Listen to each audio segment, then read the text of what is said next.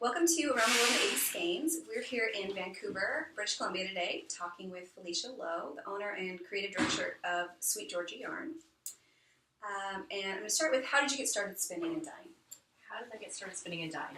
Well, it was basically about 10 years ago, this month actually, that I sort of caught the spinning bug. I'd seen sort of these packages of fiber and spindles at the local sort of, it's the P&E, which is like the national exhibition, I guess. Okay. And so I saw these packages and I thought, oh, that's really interesting, but that seems like quite a lot of work.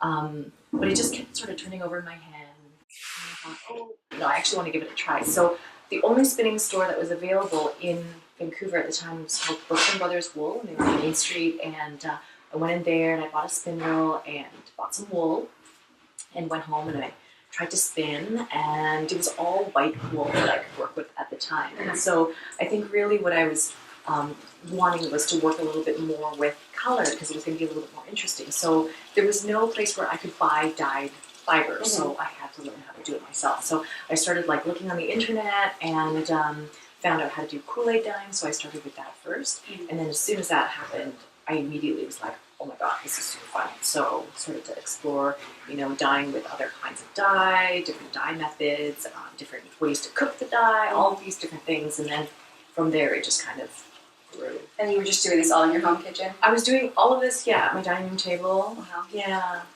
Cool. What was your first color? Do you remember? Well, the first color was Kool-Aid color. Okay. So it was like pinks and purples, and then it was grape, and there was like, I think a blue moon berry or something like that. So they all smelled like fruit, which was really, really fun. And I spun all that fiber and then knit them into like little things. And the knitted things, even months after, I think even now they still smell like What were they? What were they? They were cordial. What did you knit them into? Oh, I think like one sock. One sock. Yeah. It wasn't even that. A fruity smelling sock. Yeah, just like a fruity smelling one sock. That's really cute. If Pantone let you pick the color of the year, what would you pick? Oh, I like turquoise. So if somebody's never worked with any of your yarns, what line would you suggest to give them a feel for SweetGeorgia? Well, the most popular yarn that we have is the Tough Love sock. So it's basically 80-20 merino and nylon, superwash merino and nylon. So a lot of people will use that for knitting socks, obviously, but it's really versatile. You could use it for shawls. You could use it doubled up to make like a worsted weight sort of thing. So yeah, that's a good starting place. Which color are you the most proud of? What was the most breathtaking when you finished it? It's kind of hard to pick. I don't know if we have any. I don't really have any favorite ones that I could think of. I mean, I think of one that I like myself to spin a lot is one that we call grouse, and it's like greens and blues and browns, and it was sort of inspired by the place where my husband and I had our wedding ceremony, and it's also the place where I learned to snowboard and all that kind of stuff. So I quite like that one. Yeah. And which one is your best seller? The best selling one for a long time was Tourmaline, which is like it's based on an area in San Diego. Oh yeah, The Tourmaline Beach, the little surf park there. And it was like turquoise, kind of like greeny kind of turquoise, and that one was very, very popular. It was like the best selling one for years and years and years. But now I'm starting to notice more. People are really more comfortable with like neutral colors and things like that. So Tumbled Stone, which is kind of like it's this one. Oh yeah. Oh, that's pretty. It's this one. Yeah. So this one is actually very, very popular, and they kind of combine this with hits of other stronger colors and things like that. So there's a lot of two color projects and things like that that we see. Yeah. Where do you find inspiration for your yarns? Definitely from living in Vancouver. Yeah. I love this area. I've traveled, a bit. My grandma lives in Japan, so I used to go to Japan every couple of years to go visit. I used to go to London several times. I really enjoy it there.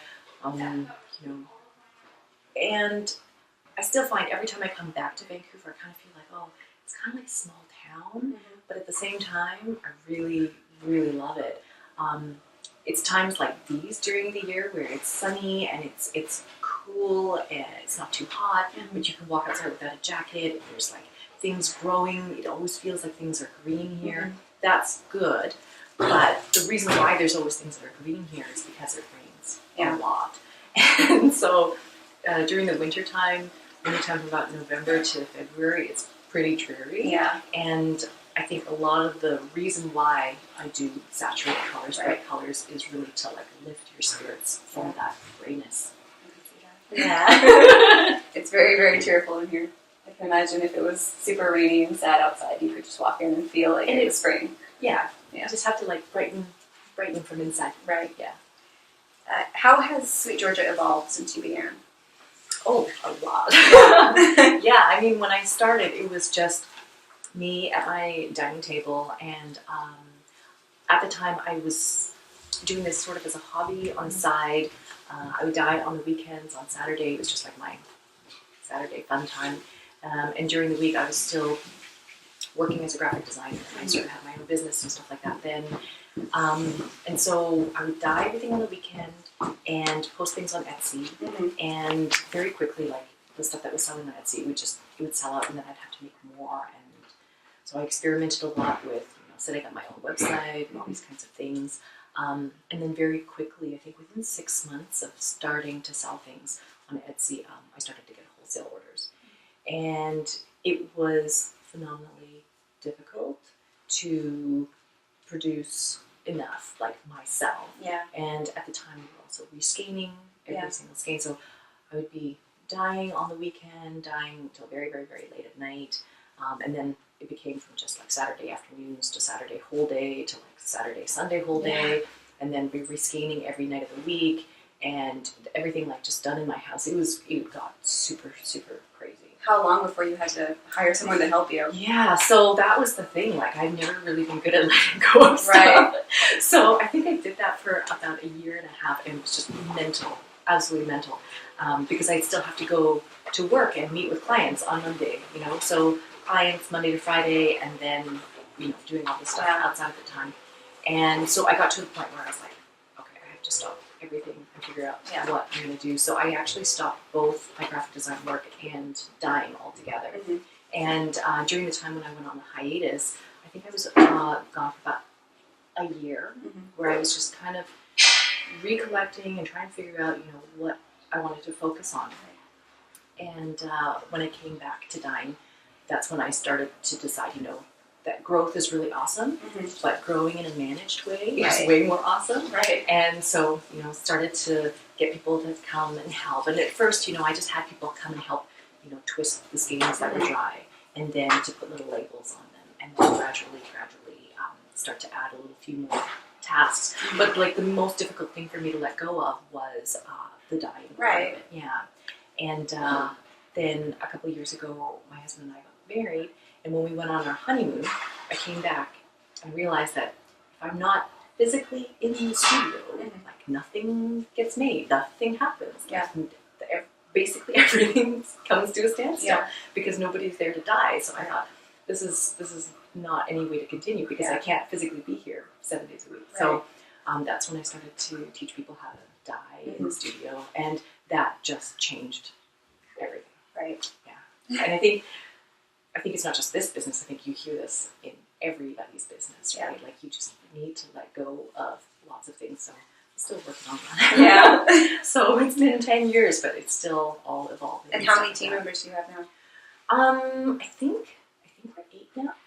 Yeah, 8 plus me. Yeah. Where do you see SweetGeorgia going in the future? There's lots of things that we're working on right now, and you don't have to tell me. I can't really tell you everything because I'm not really ready to say. Yes. But I think a lot of what I would like to be able to do in the future is to spend more time, more space connecting with knitters, connecting with crafters, and I'm kind of like all maybe just brainstorming a little bit with you, but just kind of like. Yeah, I feel like it's going to be definitely much more about connecting and, how do I explain? Because like at the very beginning when I started because I was writing a blog. And I was writing a blog because it was hard to find people and meet people locally who I knew who also knew how to knit and stuff like that. And so I started the blog because it was a way to reach out with other knitters, people who were sort of in the same space. Right. And I think since that time, a lot of things have become fragmented because, Ravelry's here, which is super, super amazing and awesome. Right. But it means that people are getting information and community in different places now, right? There's community on Ravelry, there's community on Instagram, there's community on Twitter and stuff like that. And everybody's all kind of spread out. And so I want to somehow be able to bring SweetGeorgia to all of these different things in a different way.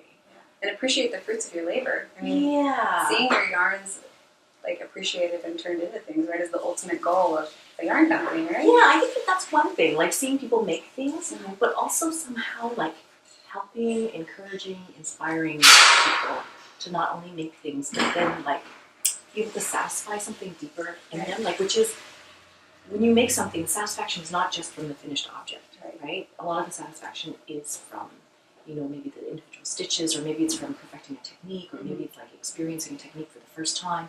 And so, I think that there's a lot of stuff that I personally would like to be really involved in with more like an education side of things.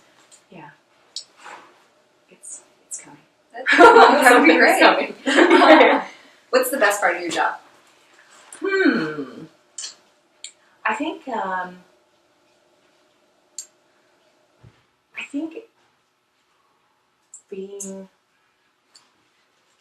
being a business owner, I think is definitely the most fun part of the job, because I feel like I've always been a maker, and I've been making things, and it doesn't matter if you make a shawl or if you make socks or whatever.